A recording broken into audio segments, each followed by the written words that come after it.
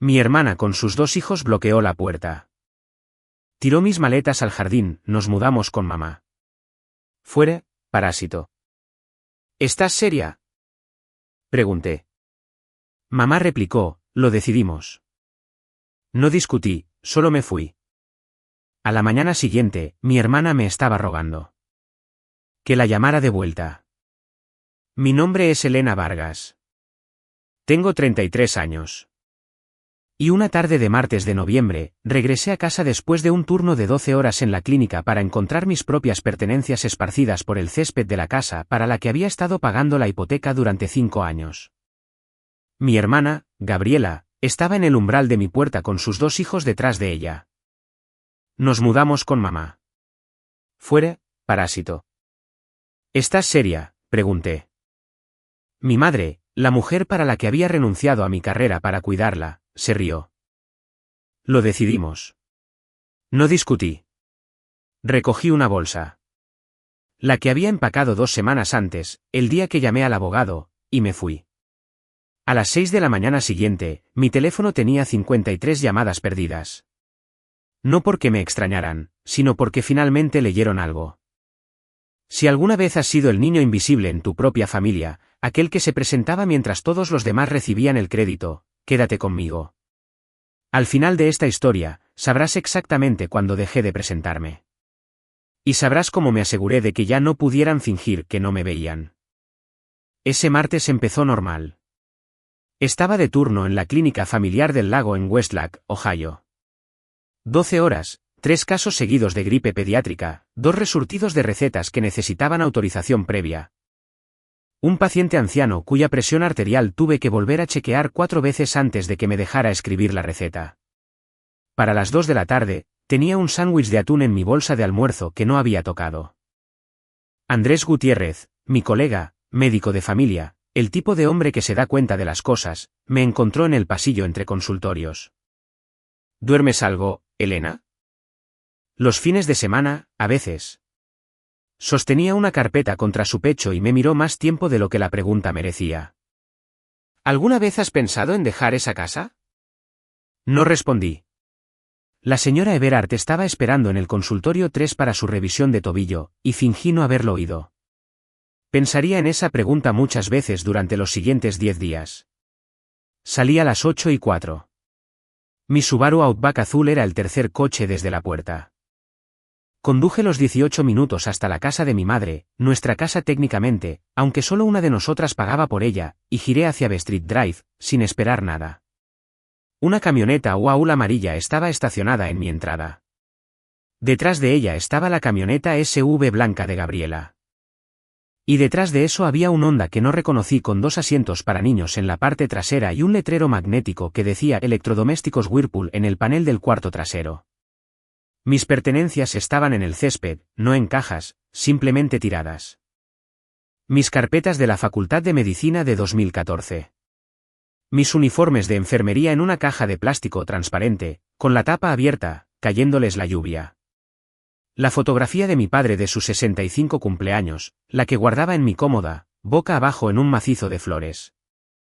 Mi bolsa deportiva Eddie Bauer, la del gimnasio, tirada sobre los rosales como si fuera un cuerpo. También había cajas. Conté 15 rápido. La forma en que cuentas cualquier cosa cuando tu cerebro intenta decidir si gritar. Tyler, el hijo de 10 años de Gabriela, estaba sentado en el escalón del porche con una chaqueta de los Cleveland Browns. Levantó la vista cuando salí del coche. Mamá dijo que esta es la casa de la abuela ahora.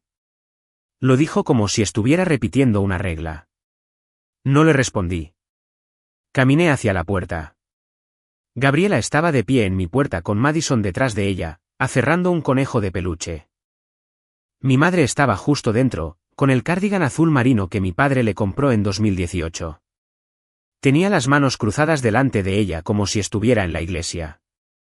Nos mudamos con mamá, dijo Gabriela. Fuera, parásito. Salió de su boca como si lo hubiera practicado frente al espejo. ¿Estás seria?, pregunté. Mi madre soltó una risita suave y entrecortada. Lo decidimos. Es mejor así, cariño. En 5 años, nunca me había llamado así. Ni una vez. Ni cuando le preparaba el desayuno todas las mañanas.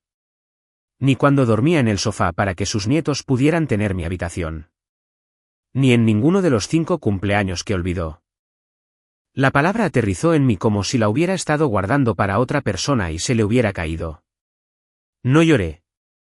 No grité. No pregunté por qué. Pedí 5 minutos para agarrar artículos personales. Gabriela hizo una mueca como si me estuviera haciendo un favor. Date prisa. Tenemos mudanceros. Pasé a su lado. Fui a mi habitación. Me arrodillé y saqué la bolsa deportiva de debajo de la cama. La que había empacado 2 semanas antes, la noche que llamé a Teresa Rodríguez y le dije, creo que es hora. Dentro, mi portátil, un SSD externo con todo copiado y encriptado, mi pasaporte, una carpeta tan gruesa como un directorio telefónico, $3,400 en billetes de 20, una fotografía de mi padre de 2019, la que había guardado bajo la almohada. Eso era todo. Caminé de regreso por la cocina, donde mi madre estaba junto al fregadero. No me miró.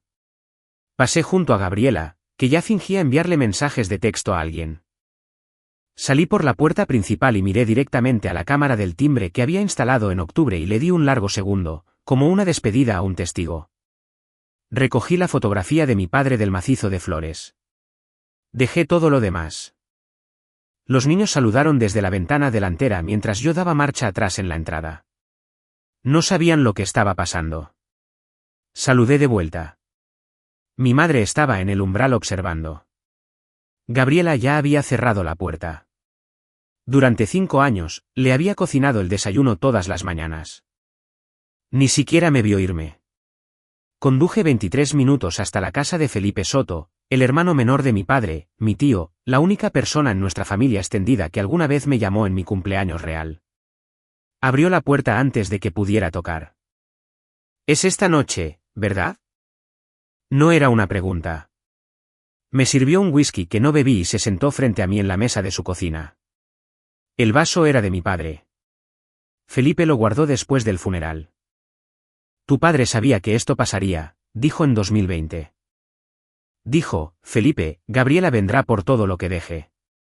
Elena, cuida la casa. No le creí. Le dije que estaba siendo morboso. Le debo una disculpa que ya no puedo entregar. Puse mi teléfono sobre la mesa y lo puse en modo avión por primera vez en 5 años. Mi madre siempre me necesitaba accesible 24/7. Palpitaciones a las 3 de la madrugada. Un ruido extraño en el sótano a medianoche. Un vecino en el que no confiaba. El teléfono había sido una correa durante tanto tiempo que había olvidado que los teléfonos podían ser solo teléfonos. Dormí en la habitación de invitados de Felipe desde las 10 hasta las 6, después de noches de sueño interrumpido. Luego una buena. Todavía no sabía que, mientras dormía, mi teléfono, silencioso sobre la cómoda, se estaba llenando. A las 6:17 de la mañana siguiente, bajé en una sudadera de Felipe. Ya había hecho café. Saqué mi teléfono del cargador, apagué el modo avión y vi cómo la pantalla se iluminaba como una máquina tragamonedas que finalmente había dado el premio. 53 llamadas perdidas, 19 mensajes de voz, 41 textos. No los abrí de inmediato. Bebí media taza de café primero. Luego empecé a desplazarme. El primer texto era de mi madre a las 4:32 de la madrugada. No enciende la calefacción. Tyler está llorando. Por favor, ven a casa. Deslicé hacia abajo. El penúltimo texto era de Gregorio Hart, mi cuñado, a las 5:47 de la madrugada. Elena. Necesitamos hablar. Gabriela me ha estado mintiendo durante meses. Dejé el teléfono boca abajo. Felipe, dije, creo que necesitaremos una mesa más grande. Para entender lo que vino después, tienes que retroceder a enero de 2020. Mi padre, Eduardo Vargas, de 67 años, nunca había fumado un cigarrillo en su vida. Fue a su médico de cabecera a principios de enero porque le faltaba el aliento al subir escaleras. La radiografía de tórax fue anormal. La tomografía computarizada de seguimiento mostró 4 tumores en su pulmón derecho, 2 en sus ganglios linfáticos, una sombra en la columna vertebral que no les gustaba. Estaba en etapa 4. El neumólogo le dio un número, de 4 a 6 meses, con esa voz cuidadosa que usan los médicos cuando ya han decidido no suavizarlo. La reacción de mi padre, sentado en la camilla de examen con una bata de hospital: bueno, siempre quise jubilarme, solo que no así. Regresó a casa esa tarde e hizo un sándwich de atún a mi madre porque ella se había saltado el almuerzo. Yo tenía 28 años. Era enfermera practicante en el Hospital General de Boston. Salario de atención primaria justo por debajo de los $100,000. Tenía un apartamento de una habitación en Beacon Hill para el que había ahorrado 4 años. Tenía un novio llamado David Camacho, que enseñaba arquitectura en el MIT y no dejaba de decirme que llamara a mis padres más a menudo. El día que mi padre me llamó con el diagnóstico, reservé el primer vuelo a Cleveland Hopkins. Viernes 7 de la tarde, regreso domingo 11 de la mañana. Hice ese vuelo 12 fines de semana seguidos. Mientras tanto, llamé a mi hermana. Gabriela y Gregorio vivían a 90 minutos de mis padres en Akron. Ella era ama de casa. Gregorio ganaba un buen dinero en la línea de fabricación de Whirlpool. Tenían un hijo de 10 años, Tyler, y una hija de 5 años, Madison. La primera llamada, cuando le conté el diagnóstico, dijo: «Ay, Dios, envíame actualizaciones». No preguntó cómo se sentía él. No preguntó cómo estaba yo. No preguntó si debía ir a visitarlo. En los 7 meses que mi padre estuvo muriendo, mi hermana lo visitó 2 veces. La primera visita fue el fin de semana de Pascua, 4 horas. Trajo a Tyler y Madison para despedirse del abuelo, los dejó dar vueltas alrededor de la cama del hospital jugando con sus iPads y se fue a las 5.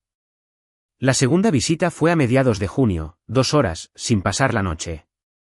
Le llevó a mi madre 8 cajas de muffins de Costco y lo llamó un paquete de cuidados.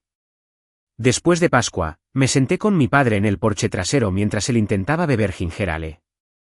Me miró con esa expresión dolida que usaba cuando algo estaba a punto de lastimarme. ¿Tu hermana siquiera me miró, Elena? No respondí. David en Boston fue paciente el tiempo que pudo serlo. Para junio, estaba cansado. No has estado en casa en meses, Elena. Teníamos un plan. Le dije que serían solo unos meses. Me equivoqué en muchas cosas ese verano.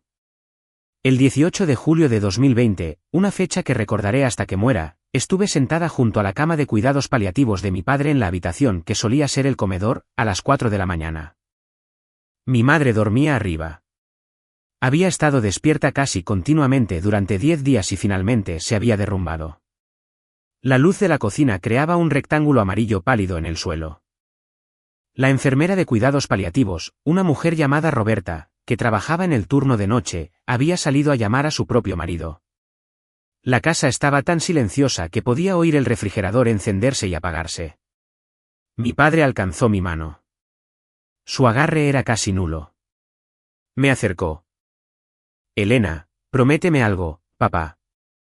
Tu madre se va a desmoronar. Gabriela no vendrá. Realmente no. Prométeme que la cuidarás. ¿Lo prometo? Y una cosa más, hizo una pausa. Su respiración era difícil.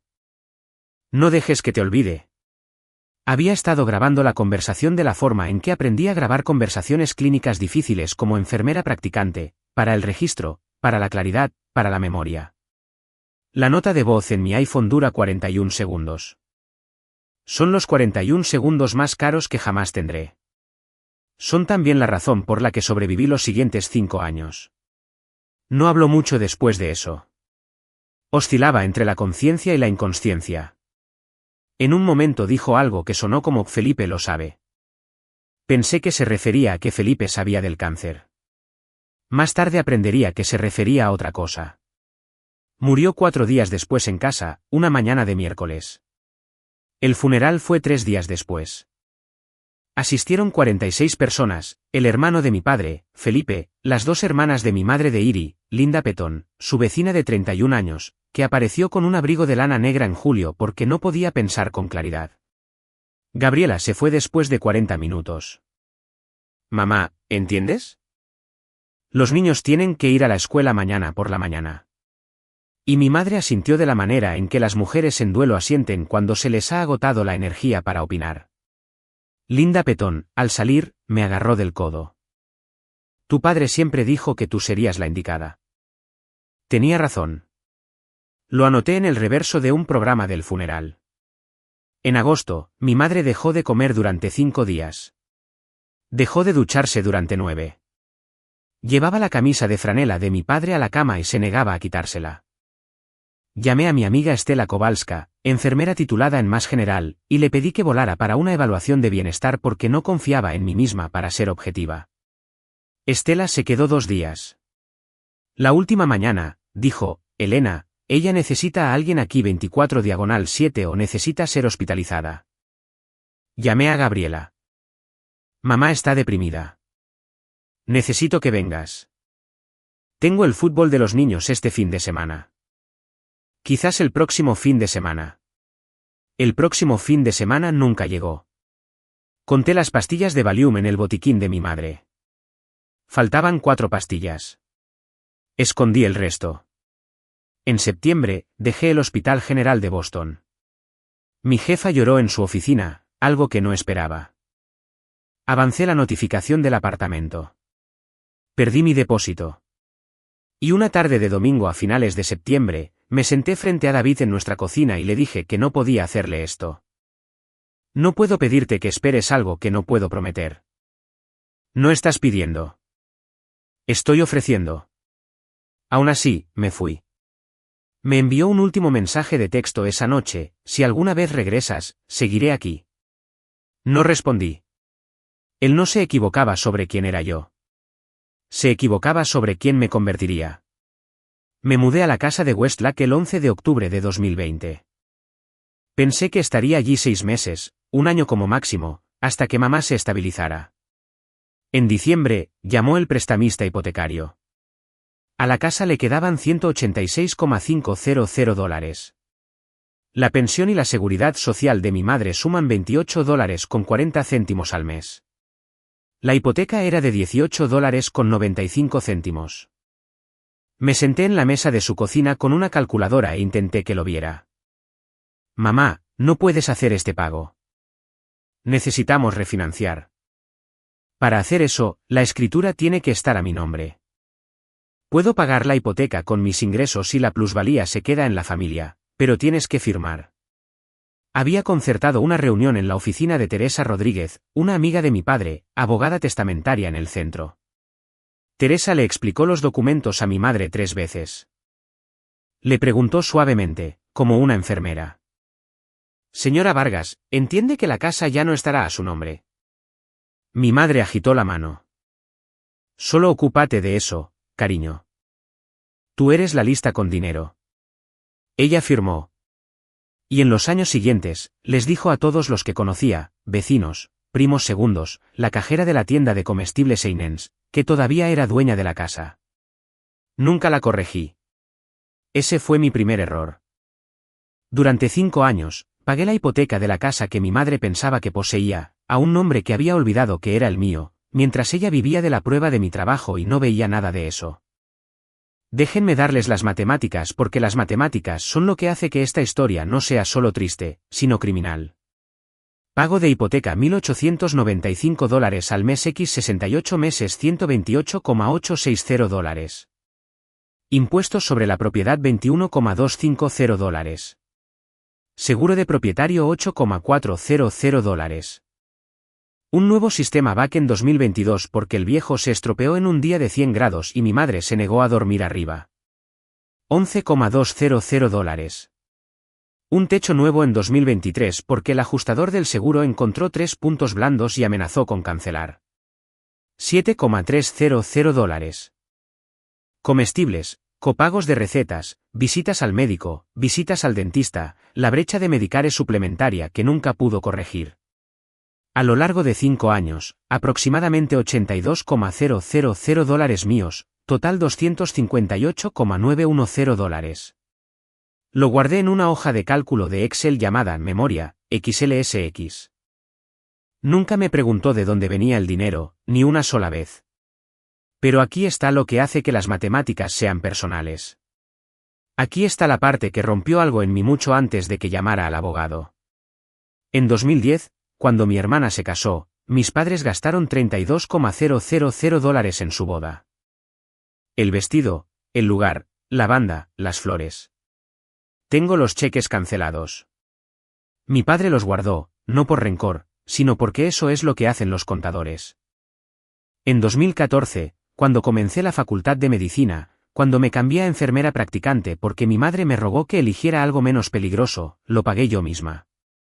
Universidad Estatal de Cleveland, luego el programa de puente en Case Western, total $76,000. Préstamos, becas, 2 trabajos de camarera, 3 veranos de turnos nocturnos. Cuando me gradué como enfermera practicante en 2018, mi madre no vino a la ceremonia. Gabriela tenía una conferencia de padres y maestros para la clase de kindergarten de Tyler. Mi madre me dijo la semana siguiente en la cocina, tú no haces tanto alboroto como Gabriela. Sabemos que estarás bien. Te digo esto no porque fuera lo más cruel que me dijo. Hubo cosas más crueles. Te lo digo porque todo lo que vino después, el desalojo, la agente inmobiliaria, las cerraduras, comenzó con esa frase. Ella había decidido en algún lugar de su cabeza que yo no la necesitaba. Y una vez que lo decidió, dejó de mirarme. Capa sobre capa. La pared de fotos del pasillo. 14 fotos de Gabriela, Tyler y Madison. A lo largo de 5 años. Fotografías mías en esa pared, 0. Una vez en 2024, enmarqué una foto de mi padre y yo de mi graduación y la puse en la pared. La semana siguiente, la habían movido a mi habitación. La he movido a tu habitación, cariño. La pared es para la familia. Los resbalones. A lo largo de 5 años, mi madre me llamó Gabriela por accidente 8 veces. La primera vez me reí. La octava vez le pasé la salsa. El día de Navidad de 2024. Puse el pavó a las 5 de la madrugada para que estuviera listo cuando ella se despertara. A las 11, Gabriela llamó desde Akron. Mi madre estuvo al teléfono 2 horas y 14 minutos. El pavó se enfrió. Cuando le pregunté si quería que le sirviera algo, se cubrió el auricular con la mano. Cariño, ¿puedes bajar la voz? Estoy hablando con tu hermana. Comí sola en el mostrador de la cocina a las 2 de la tarde mientras ella decía, ay, Gabriela, te extraño tanto. La casa está tan silenciosa sin nietos al teléfono en su propia cocina, a 3 metros de su propia hija. La tarjeta de Navidad que mi madre me dio ese año no tenía escritura a mano, solo el impreso deseándote unas felices fiestas. La cogí del mostrador y la volví a dejar. Durante 5 cumpleaños, el 1 de marzo de cada año, mi madre olvidaba. Le hacía el desayuno cada una de esas mañanas. Era una pequeña misericordia que podía darme. Podía fingir que recordaba, y el fingimiento contaba como un regalo. El 5.º año, el 1 de marzo de 2025, le preparé avena con azúcar morena y arándanos. Me senté frente a ella. Esperé. Me dijo que había tenido un sueño extraño sobre mi padre. No me miró. Limpié los platos. Para Navidad de 2024, Tyler recibió $400. Madison recibió $400. Recibí una tarjeta de regalo de Bath & Body Works de $25. Eres adulta, cariño. No necesitas mucho. Guardo esa tarjeta de regalo en mi cartera sin usar. Como recordatorio. No la tiré. Había cosas pequeñas que dolían casi tanto como las grandes. La forma en que ella rellenaba su propio vaso de agua en la cena sin ofrecerme agua. La forma en que dejó de comprar los cereales que me gustaban porque Tyler no come eso cuando viene de visita. La forma en que, cuando tuve fiebre de 39.4 grados en febrero de 2023, se paró en mi puerta y dijo, cariño, tengo hambre. ¿Puedes hacerme unas tostadas? Hice las tostadas. Volví a la cama. La fiebre se rompió por la noche, sola. Cuando Gabriela y su familia nos visitaron 3 veces al año, Tyler ocupaba mi antigua habitación porque era más grande y tenía la ventana sobre el jardín. Madison ocupaba la habitación de invitados. Yo dormía en el sofá de la casa, en la que estaba pagando la hipoteca, bajo una manta beige con un ligero olor a perro. La primera vez que sucedió, me dije a mí misma que era algo puntual. Para el tercer año, había renunciado a la lucha dentro de mi propia cabeza. Envié una foto de la manta doblada a Estela en 2024. Ella respondió, Elena, esto no es normal. Por favor, sal de ahí. No respondí. Hace 8 meses, en marzo de 2025, empecé a grabar las historias de mi madre. Me dije a mí misma que era para una evaluación cognitiva. En realidad, era para mí. Necesitaba pruebas de que no la había inventado. Una tarde, le pregunté sobre estar embarazada de mí y de Gabriela. Esperaba nostalgia.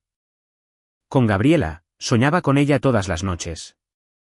Contigo, solo quería que el embarazo terminara. Estaba tan cansada. 47 segundos. Nota de voz de iPhone. Nombre de archivo, memoria-03-18-25. M4A. Nunca la volví a escuchar, pero guardé 3 copias de seguridad en 3 lugares diferentes. Esa noche, le pregunté directamente, mirándola por encima de la cena que había preparado. Mamá, ¿por qué nunca hablas de mí con la gente? Ella sonrió esa sonrisa que usaba para pacientes difíciles. Bufido, siempre has sido independiente, cariño. Gabriela me necesita más. Tú no necesitas a nadie. Le sonreí de vuelta. Limpié los platos. Fui al baño, cerré la puerta con llave y lloré durante 23 minutos en el suelo de baldosas. Cuando salí, empecé a pensar de manera diferente. No sobre ella, sino sobre lo que podía hacer. En 2022, David se casó. La invitación llegó a la dirección de mi madre. Había dejado de dar la dirección de Westlack a nadie.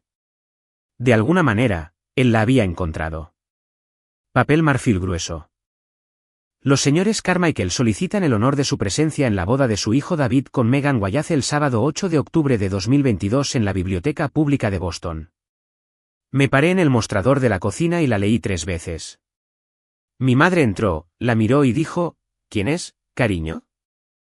¿Es una de tus amigas enfermeras? No fui. Envié una tarjeta y una tarjeta de regalo de $200 para William Senoume. Te deseo toda la alegría del mundo, Elena. 3 semanas después, David envió el primer mensaje de texto que me había enviado desde 2020. Te lo perdiste. Teníamos una silla para ti, Elena. Espero que te vea. Espero que vea lo que estás renunciando. Hice una captura de pantalla y la guardé en una carpeta que llamé recordatorios. No respondí.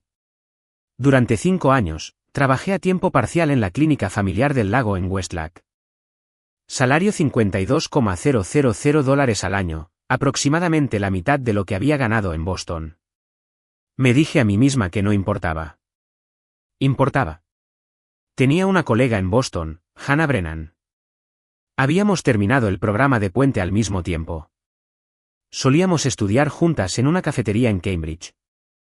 Hannah, en 2024, fue promovida a directora de enfermería en el Hospital General de Massachusetts. Me envió un mensaje de LinkedIn. Elena, nunca entendí por qué te fuiste. Boston todavía tiene un lugar para ti. Hice una captura de pantalla de esa también.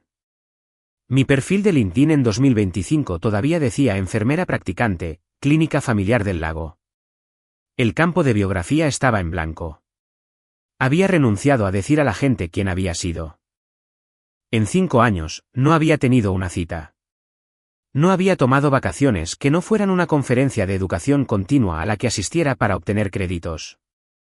No había comprado ropa que no fueran uniformes o pantalones de chándal. Me cortaba el pelo yo misma en el espejo del baño, mal. Mi calendario de Google, no tenía cumpleaños, ni fines de semana, ni eventos personales, solo las citas de mi madre, resurtidos, fechas límite de Medicare, menús festivos. En agosto de 2025, Andrés me encontró en la sala de descanso con un plato de espagueti tibio. Se sentó frente a mí sin preguntar. Llevas aquí 4 años, Elena. Nunca te he oído hablar de ti misma. No hay nada que decir. Esa es la cosa más triste que he oído decir a una persona inteligente. No respondí. Iba a pasarlo por alto. Pero esa noche, paseando al perro que mi madre había insistido en adoptar y luego se había negado a pasear, empecé a pensar en ello, en lo que diría si hubiera algo que decir. Sobre lo que le diría a mi propia hija si la hubiera tenido, sobre la mujer de la que venía. Regresé a casa esa noche y abrí una nueva carpeta en mi portátil. Bufido documentos-casa, SIP, copia de seguridad de la escritura, el papeleo de refinanciamiento, cada estado de cuenta hipotecario, cada recibo de impuestos sobre la propiedad, cada factura de seguro, cada recibo de comestibles que pude encontrar de los últimos 2 años. Todavía no sabía por qué lo estaba haciendo. Ahora lo sé. En mayo de 2025, Estela voló para visitarme. Cenamos en la casa de Westlack. Mamá actuó como anfitriona. Se había recuperado lo suficiente desde 2020 para recordar sus modales con compañía. Linda Petón pasó a dejar tomates de su jardín. Mi madre se giró hacia Linda, sonriendo. Esta es la amiga de Elena de la universidad. Estela se veía confundida. Trabajamos juntas en el Hospital General de Boston. Soy enfermera. La cara de mi madre se puso extraña. ¿Trabajaste en el Hospital General de Boston? Elena, nunca me dijiste eso. Se lo había dicho 600 veces. Había descrito el hospital, la unidad, el jefe, los pacientes. Había llorado en su hombro por un paciente que había muerto. Nada de eso había echado raíz. En el coche de alquiler de Estela, en la acera. Elena, dijo, tu madre no sabe a qué te dedicas. No lloré. Conduje a casa. Me fui a la cama. A la mañana siguiente, me levanté a las 5, le preparé a mi madre su avena y me fui a trabajar. Esa fue la última semana de mayo.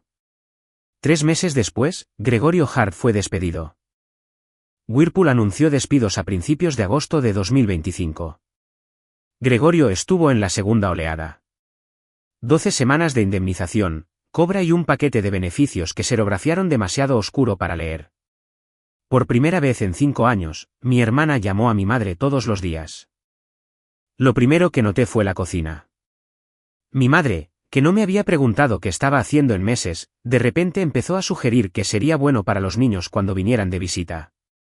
Las visitas no estaban planeadas, pero ella ya estaba cocinando para ellos. Luego las llamadas. Entré de la clínica una tarde a las 5:15 de la tarde, con las manos pegajosas de masa de pan, y caminé hacia la cocina. Mi madre estaba hablando por altavoz con Gabriela. Claro, cariño, esta casa es lo suficientemente grande. Elena no tiene familia propia. Me detuve en el pasillo con las manos aún en el cuenco. Las enjuagué. Fui al porche. Llamé a Teresa Rodríguez. Teresa, creo que necesito una copia actualizada de la escritura. La tengo. ¿Cuándo vienes? Pronto. En septiembre. Mi madre me dijo casualmente sobre su avena que Gabriela y los niños podrían venir para Acción de Gracias. Eso suena bien, dije. Una semana después, Linda Petón, de 68 años, lúcida, vecina de mi padre desde hace 3 décadas, me dejó un mensaje de voz. Elena, cariño, tu madre dijo algo extraño. Me dijo que la familia de Gabriela se mudará por unos meses para ayudarla con su salud. ¿Está enferma tu mamá? Llámame cuando puedas. Mi madre no tenía ninguna condición de salud que requiriera cuidados.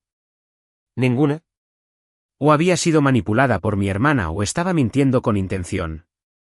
Necesitaba saber cuál.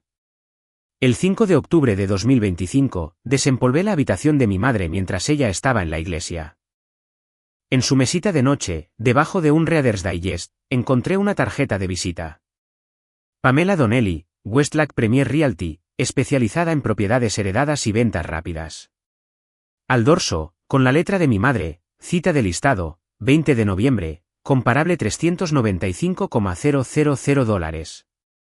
Tomé una fotografía de ambos lados de la tarjeta y la volví a poner exactamente donde la había encontrado. Me senté en el borde de su cama durante 2 minutos.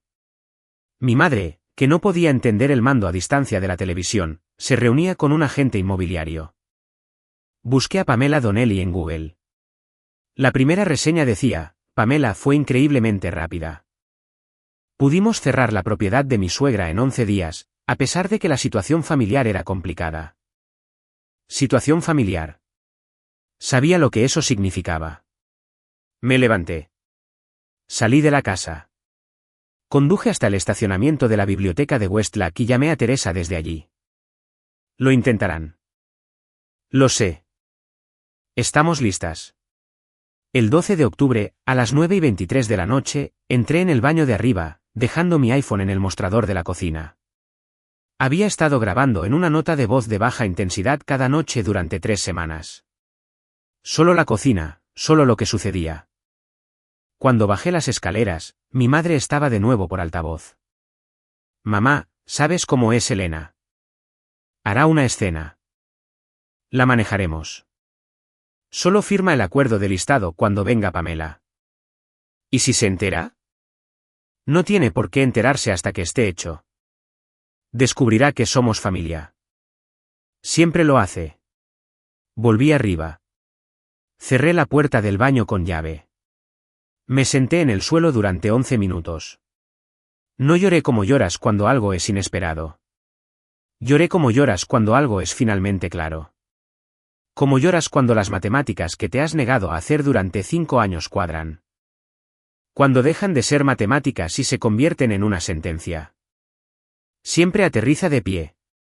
Mi madre había dicho eso de mí como si fuera un animal en un documental, como si no me hubiera desangrado para mantenerla viva. A la mañana siguiente, empacó una pequeña bolsa de noche. Muy cuidadosamente, muy silenciosamente, la puse debajo de mi cama. El 14 de octubre, me senté en la oficina de Teresa Rodríguez en el centro con una carpeta tan gruesa como un directorio telefónico, la escritura, 5 años de estados de cuenta hipotecarios, 8 años de recibos de impuestos sobre la propiedad, la nota de voz. La foto de la tarjeta del agente inmobiliario, la transcripción de la llamada en la cocina que había escrito esa mañana. Ella leyó durante 2 horas. No habló. Cuando lo hizo, fue con la voz que usa en los tribunales. Elena, legalmente, eres la dueña absoluta de esta casa. No tienen ningún reclamo. Ninguno. Pero ellas no lo saben. Y si se lo dices, retrocederán e intentarán de nuevo más tarde. Así que la pregunta es, ¿qué quieres que suceda?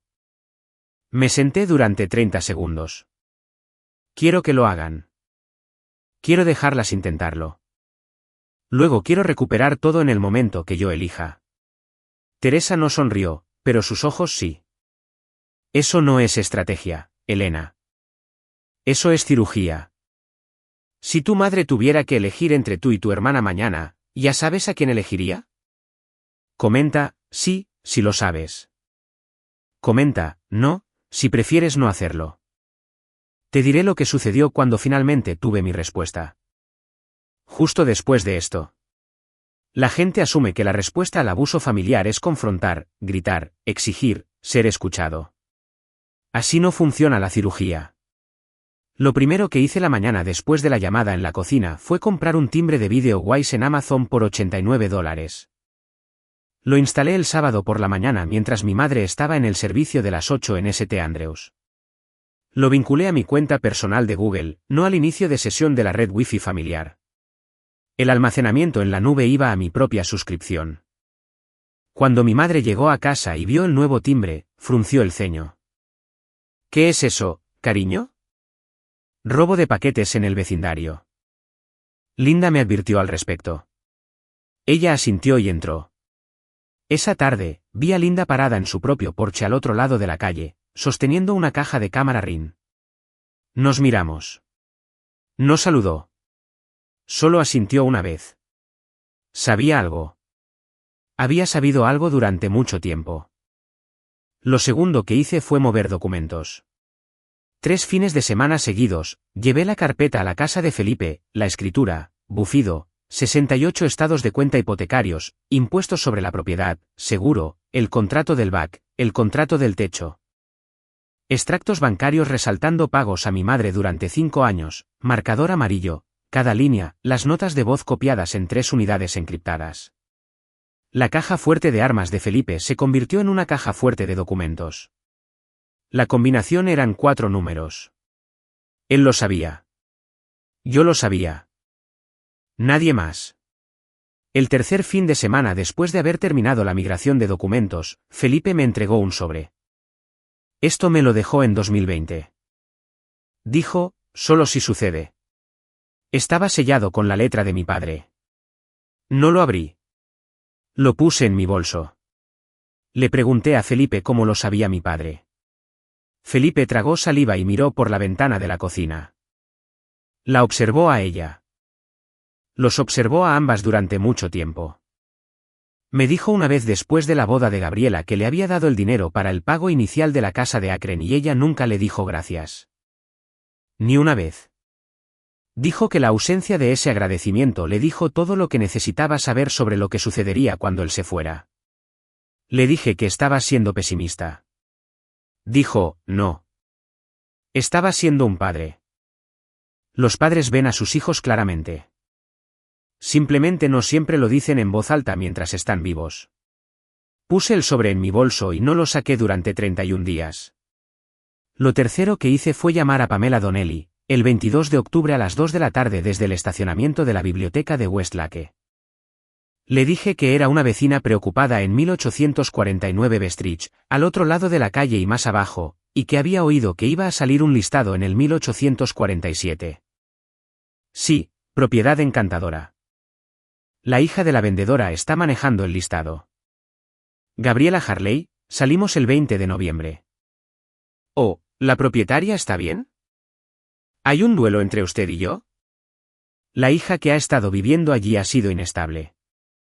Problemas de salud mental. La familia quiere moverse rápido, en silencio. Ya veo. Sucede más de lo que uno piensa en estas situaciones de herencia. Le agradecí calurosamente. Colgué. La grabación duró 6 minutos y 42 segundos. Ohio es un estado de consentimiento unilateral. La grabación era legal. Era también, en términos legales, el momento en que mi hermana me entregó un cuchillo. Pamela Donnelly había dicho las palabras mentalmente inestable. En voz alta y grabada. 3 semanas antes de que mi hermana intentara desalojarme de una propiedad sobre la que no tenía ningún derecho. 3 semanas antes de la campaña escrita para difamarme ante un agente inmobiliario. Eso, en términos legales, era un problema para ella. Lo cuarto que hice fue hablar con Andrés. El 28 de octubre, almuerzo en la sala de descanso, luz fluorescente, el reloj sobre el microondas haciendo clic como siempre. Hay una situación familiar, Andrés. Probablemente necesitaré que alguien profesional dé fe de mi estado mental. ¿Escribirías una carta? No me preguntó qué estaba pasando. No preguntó por qué. Me miró durante unos 3 segundos y luego dijo, he trabajado contigo 4 años, Elena. Eres una de las clínicas más estables y competentes que he conocido. Quien quiera que diga lo contrario no te conoce. Escribiré lo que necesites. Testificaré si lo necesitas. La carta en papel con membrete de la Kesore Clinic, notarizada en una tienda UPS el 3 de noviembre, decía todo eso en lenguaje formal. Me la trajo en un sobremanila y la deslizó sobre la mesa de la sala de descanso sin ceremonia. No supe cómo agradecerle. Empecé a hacerlo. Él me detuvo. No tienes que agradecerme. Simplemente gana lo que sea esto. Lo quinto que hice la segunda semana de noviembre fue finalizar la bolsa debajo de mi cama, portátil, SSD encriptado, pasaporte, $3,400 en efectivo, foto de mi padre, una muda de ropa, cargador. Lo sexto que hice el 9 de noviembre a las 10:17 de la noche. Fue enviar a Teresa el correo electrónico desencadenante. Asunto, desalojo inminente. Teresa, lo harán esta semana. Estoy lista. En el momento en que pongan mis pertenencias afuera de la puerta, presenta lo siguiente, cesación y desista. Difamación a través de Pamela Donnelly. Notificación de allanamiento a Allanar Vargas. Contraclismo. Intento de listado no autorizado y fraude inmobiliario. No presentes el lunes. Espera hasta que se comprometan ante la cámara. Quiero que se comprometan. Joder. Teresa respondió a las 10:23. Confirmado. En espera. TC. Lo séptimo que hice el 10 de noviembre a medianoche fue iniciar sesión en mi portal hipotecario y cancelar el débito automático programado para el 12 de noviembre. Inicié sesión en la compañía de gas, la compañía eléctrica, el servicio de agua, el proveedor de internet, la compañía de cable. Cada cuenta estaba a mi nombre. Cada servicio estaba programado para terminar a las 12:01 de la noche del 12 de noviembre. Esa última noche, cociné a mi madre pollo con dumplings, su favorito. Me dijo que estaba muy callada hoy. Le dije que solo estaba cansada. Me fui a la cama a las 11. Puse mi alarma para las 5:45. Para las 6 de la tarde siguiente, mis pertenencias estarían en el césped. Viernes, 14 de noviembre de 2025, 10 de la mañana. Sala de conferencias de Teresa Callahan en el centro de Cleveland. Mesa de caoba, 8 sillas, una ventana con vista al lago. En la sala, Teresa, Elena, Ellanar, escoltada por Felipe, Gabriela, Gregorio Hart, quien había pedido específicamente estar presente, el oficial Daniel O'Brien del Departamento de Policía de Westlake, quien había pedido asistir como observador. Andrés Gutiérrez, testigo en Zoom. En la pantalla, al frente de la mesa, Pamela Donnelly. 2 días antes, el desalojo había sido documentado desde 3 ángulos diferentes: mi timbre Wise, el ring de Linda Petón, la cámara corporal del oficial O'Brien.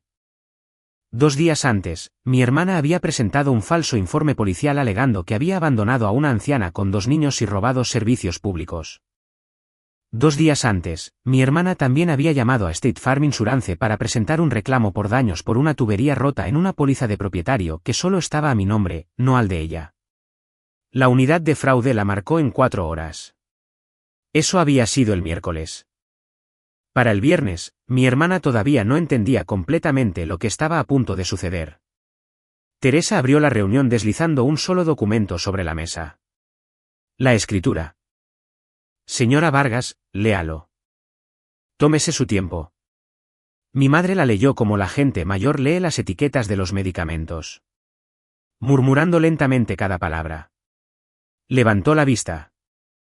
¿Esto dice Elena? Gabriela intervino rápido. Mamá, esos son solo los trámites de refinanciamiento de hace años. La casa sigue siendo tuya. Teresa, muy suavemente. No lo es, señora Hart. La señora Vargas firmó una escritura de renuncia en diciembre de 2020.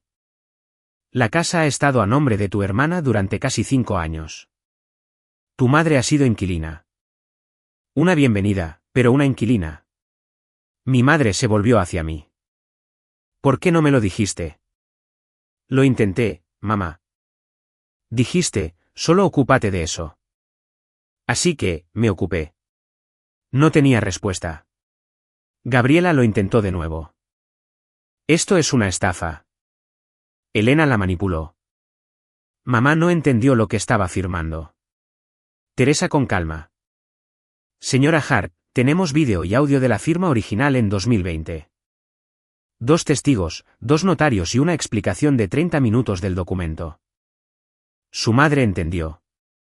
También le dijo al notario en cámara que confiaba en Elena para que se ocupara de sus asuntos. Teresa presionó un botón en su portátil. Se reprodujo un clip corto de una cámara de 5 años de su antigua oficina. La voz de mi madre, brillante y clara. Elena es la que puede manejar esto. Confío completamente en ella.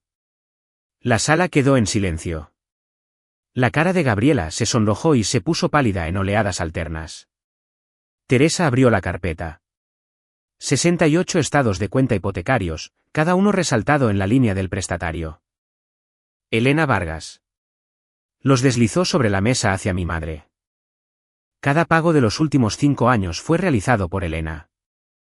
No de una cuenta conjunta, no de sus fondos, sino de los suyos. $128,860. Impuestos sobre la propiedad $21,250. Primas de seguro $8,400.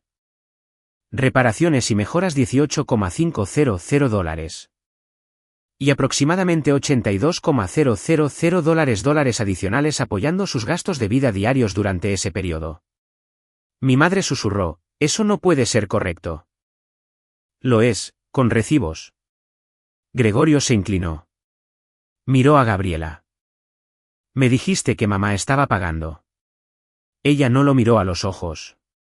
Teresa continuó. El 8 de octubre, su hija Gabriela Hart contactó a Pamela Donnelly de Westlack Premier Realty para listar la propiedad sin la autoridad legal para hacerlo por $395,000. Mi madre dijo, listar no es tu casa, señora Vargas. Y basándose en 23 correos electrónicos y 3 mensajes de voz que Gabriela intercambió con la señorita Donnelly durante 6 semanas, usted participó en su plan. ¿Pamela? En la pantalla, Pamela Donnelly leyó, con su voz profesional de agente inmobiliaria, un correo electrónico con fecha del 22 de octubre. Pamela, mamá está lista para listar. Elena tiene problemas de los que no hablamos. Intentará reclamar una parte, pero no tiene derechos. Por favor, no te involucres con ella si te contacta. La cara de mi madre cambió. ¿Les dijiste que está inestable? Gabriela no respondió. Andrés Gutiérrez habló por primera y única vez. Habló como médico. Para que conste, soy el doctor Andrés Gutiérrez, MD, Medicina Familiar, Clínica del Lago, Westlack. Elena Vargas es una de las clínicas más estables y competentes con las que he trabajado. Durante 4 años de atención al paciente junto a ella, nunca he visto ninguna indicación de enfermedad mental, inestabilidad o juicio deteriorado. Quienquiera que la haya llamado inestable estaba mintiendo, y a quienquiera que estuviera mintiendo se le pedía que participara en fraude inmobiliario. Su voz no tembló. Cruzó las manos. Teresa asintió. Hay una cosa más. Elena tiene una grabación capturada legalmente bajo el Estatuto de Consentimiento Unilateral de Ohio del 12 de octubre. Reproduciré 30 segundos. Presionó reproducir. La voz de mi madre, desde su propia cocina. ¿Y si se entera? La voz de Gabriela. No tiene por qué enterarse hasta que esté hecho. Descubrirá que somos familia. Siempre lo hace. Silencio en la sala de conferencias. Mi madre se llevó una mano a la boca. El amanecer de la comprensión se movió por su rostro. El amanecer de la comprensión de que no solo había seguido la corriente. Había participado. Yo no sabía lo que decía. Hablé por primera vez en la reunión. Mamá, tú lo sabías. Empezó a llorar en voz baja. Lágrimas reales. Teresa no había terminado. Hay una última pieza de evidencia que me gustaría presentar. Una segunda grabación del 22 de octubre de este año hecha por Elena, también bajo consentimiento unilateral de Ohio. Me gustaría reproducir 45 segundos. Presionó reproducir. La voz de Pamela Donnelly por altavoz resonó claramente en la sala. Entre tú y yo, la hija que ha estado viviendo allí ha sido inestable. Problemas de salud mental. La familia quiere moverse rápido, en silencio. Luego mi voz, cuidadosa y uniforme. Ya veo. Entonces Pamela. Sucede más de lo que uno piensa en estas situaciones de herencia. Teresa detuvo la grabación. Para ser claros, esta es la agente inmobiliaria cuya tarjeta de visita estaba en la mesita de noche de su madre. Esta es la agente inmobiliaria con la que Gabriela se había estado comunicando durante 6 semanas. Esta es la agente inmobiliaria a la que Gabriela le dijo por escrito que su hermana era mentalmente inestable. Eso es difamación per se. Eso también es un asunto interestatal federal, ya que la correduría de Pamela Donnelly tiene licencia en 3 estados. Señora Hart, en este punto, no solo se enfrenta a una exposición civil. Se enfrenta a posibles cargos. Pamela, en la pantalla de Zoom, se inclinó ligeramente hacia su cámara. Señora Hart, quería que constara en acta que no tenía conocimiento de la propiedad real de la propiedad. He rescindido mi contrato con usted y cooperaré plenamente con cualquier investigación. El oficial O'Brien escribió otra nota. Gregorio se levantó y caminó hacia la ventana. No se volvió a sentar durante el resto de la reunión. Dejé que el silencio se asentara durante 14 segundos. Observé a mi hermana mirar fijamente la mesa. Observé a mi madre llorar.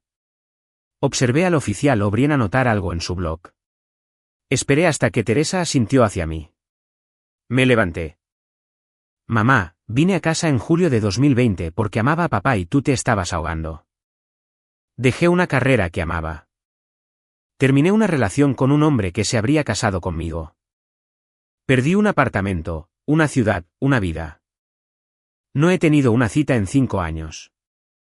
No he dormido en mi propio dormitorio, mi habitación, porque Tyler y Madison la tienen 3 fines de semana al año. Hice los cálculos. Perdí alrededor de $400,000 en ganancias para estar aquí. Gasté $258,000 de mi propio dinero para mantener esta casa y a ti en ella. Cada día me decía a mí misma que valía la pena porque eras mi madre. Entonces te oí decirle a Gabriela que estaría bien en el césped como un mueble que estaba reordenando. Así que, bien. Sé la madre de Gabriela. Ella se lo ha ganado después de 5 años de tarjetas de cumpleaños. La casa es mía. La decisión es mía. El próximo capítulo. Eso también es mío. He terminado de ser la hija que olvidaste que tenías. Cogí la carpeta. Caminé hacia la puerta. No miré atrás. Gregorio Hart solicitó el divorcio el lunes, 16 de noviembre. Citó fraude y violación de la confianza marital. Pidió la custodia total de Tyler y Madison. La solicitud era un asunto de registro público en la oficina del secretario del condado de Cuyahoga. Me envió un mensaje de texto esa mañana. Siento no haberte contactado antes. Ahora veo lo que hizo. Gracias por la verdad. No respondí. No necesitaba hacerlo. Él ya había hecho lo más difícil, que era enfrentarlo. El 17 de noviembre, Karen Sullivan, investigadora de fraudes de State Farm, tomó mi declaración en la oficina de Teresa. Tenía la llamada grabada de Gabriela con el ajustador de reclamos. Tenía la póliza que mostraba mi nombre como único titular de la póliza. Tenía su propia conclusión. La señora Hart presentó un reclamo sobre una propiedad donde no era la titular de la póliza, alegando daños que no ocurrieron. Esto no es un asunto menor. Esto quedará en su historial de forma permanente. Las futuras solicitudes de seguro de propietario en cualquier estado reflejarán esto. El número de caso fue SF 2025-114-H3082. Gabriela no obtendría una póliza de propietario en Ohio durante años, probablemente en ningún lugar del país. El 19 de noviembre, mi madre se mudó a Maple Grove Senior Living, un centro de cuidados parciales en Detroit Road, $3,400 al mes. Lo financié con un fideicomiso que establecí esa semana, dotado con $50,000 de la eventual venta de la casa. Su habitación era pequeña, soleada, con ventana orientada al sur. Puse una fotografía junto a su cama. La foto de la boda de mis padres de 1979, restaurada y reencuadrada. Linda Petton fue la primera visitante no familiar esa semana. Condujo las 8 millas desde West Lake un miércoles por la mañana. Yo no estaba allí. Me enteré por Felipe, que se enteró por Linda, quien lo contó como si estuviera leyendo un veredicto. Se había sentado frente a mi madre y le había tomado la mano. Y entonces le había dicho, Eleanor, te quiero. Te he querido durante 31 años, pero Elena fue la hija que volvió a casa. Ya no puedes olvidar eso. Mi madre había llorado de nuevo. Linda no se quedó mucho tiempo. El 21 de noviembre, mi hermana apareció en la puerta de Felipe. Tyler y Madison estaban en la parte trasera de la SUV viendo algo en una tableta. No había dormido. Su pelo estaba despeinado. Greg se va.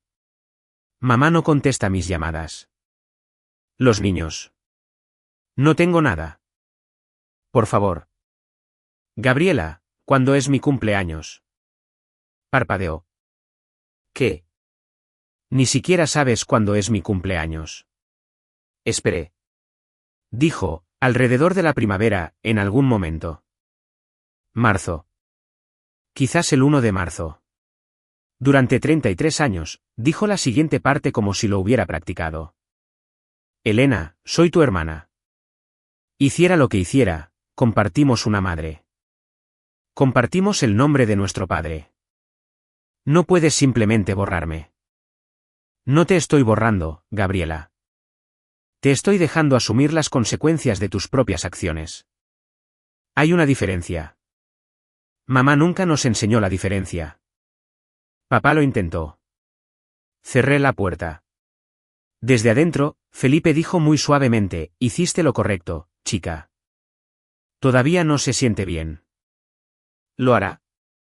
Esa tarde, el abogado de mi hermana, asignado porque no podía pagar uno propio, envió a Teresa una oferta de acuerdo. Retirarían cualquier reclamo sobre la propiedad si yo retiraba la demanda de difamación y los cargos de denuncia falsa. Teresa me la reenvió con una sola línea. Tu decisión. Le dije que retirara la demanda de difamación. Le dije que mantuviera los cargos de denuncia falsa. Le dije que no tenía interés en destruir a mi hermana, pero que tenía un gran interés en que el historial de mi hermana reflejara lo que realmente había hecho.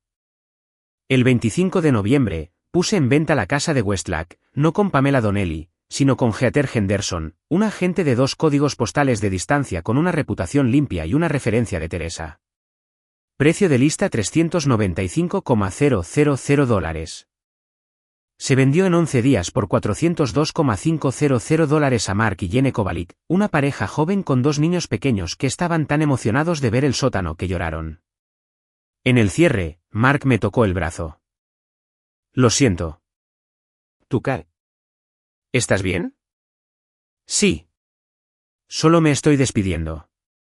Firmé los documentos de cierre con tinta azul, con una mano que no temblaba. Los números después de la venta, pago de la hipoteca $186,500.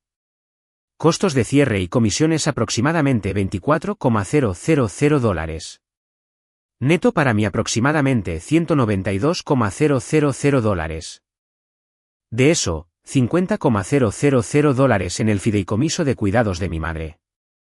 El resto, $142,000, dividido entre un pequeño condominio en Rocky River, una cuenta de inversión y un fondo de emergencia.